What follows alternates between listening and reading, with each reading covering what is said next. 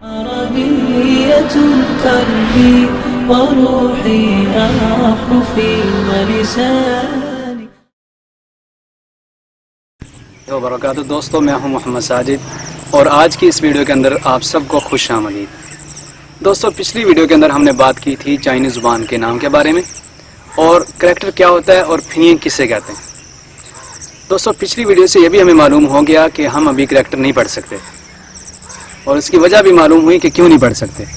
تو آج ہم بات کریں گے پھینین کے متعلق۔ تو دوستوں، آج کا سبق انتہائی اہم ہے۔ آج اگر آپ سمجھ جائیں گویا کہ آپ کو آدھی چائنیز سمجھ آ گئی۔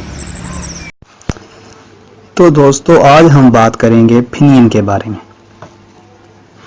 دوستو، عربی زبان کا ہر لفظ اگر ہم دیکھیں تو معلوم ہوگا کہ حروف تہجی کے علاوہ اس میں اور بھی کچھ چیزیں ہوتی ہیں، جیسے زبر، زیر پیش، مد، کھڑی زبر وغیرہ۔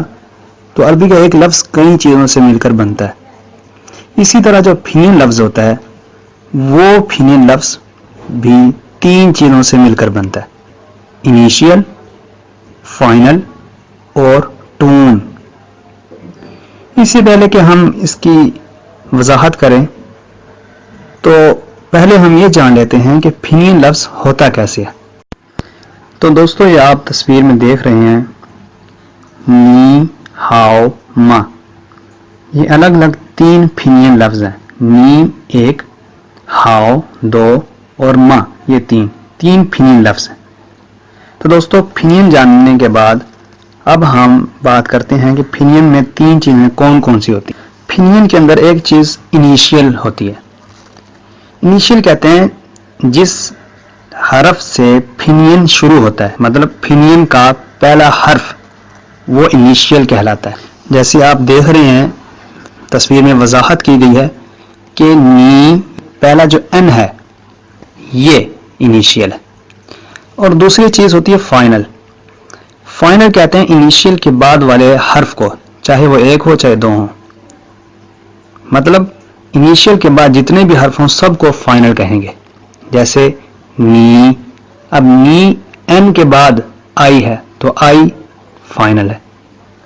جیسے کرکٹ کے شوقین حضرات جانتے ہیں کہ فائنل ہمیشہ آخر میں ہوتا ہے، تو اسی طرح فائنل کہیں گے آخر والے کو۔ تیسری چیز ہے ٹون۔ دوستو، جیسے عربی زبان کے اندر زبر زیر پیش ہوتی ہے، چائنیز زبان میں بھی کچھ علامتیں ہوتی ہیں جن کو ٹون کہا جاتا ہے، اور وہ چائنیز ٹون 4 ہیں جو آپ سکرین کے اوپر دیکھ رہے ہیں۔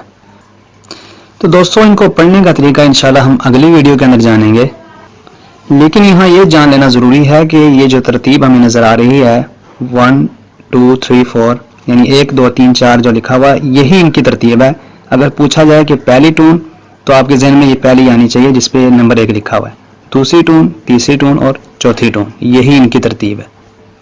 دوستو، آئیے اب ہم مثال سے سمجھتے ہیں۔ نی ہاؤ، اس مثال کے اندر سارا سبق بھی آ جائے گا کہ نی یہ ایک پھینین لفظ ہے اور ہاؤ یہ بھی پھینین لفظ ہے، اور ہم نے سیکھا ہے کہ ہر پھینین لفظ تین چیزوں سے مل کر بنتا ہے: انیشیل، فائنل اور ٹون۔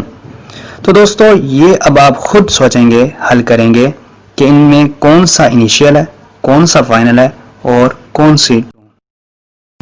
جی دوستو، کیسی لگی آج کی ویڈیو؟ امید ہے آپ سب کو ویڈیو پسند آئی ہوگی۔ کوئی بھی سوال ہو، کوئی بات سمجھ نہ آئی ہو تو آپ کمنٹ میں پوچھ سکتے ہیں۔ دوستو، ایک گزارش ہے کہ ویڈیو کو لائک کرنے اور شیئر کرنے میں کنجوسی نہ کیا کیجیے۔ دعاؤں میں یاد رکھیے۔ اللہ حافظ۔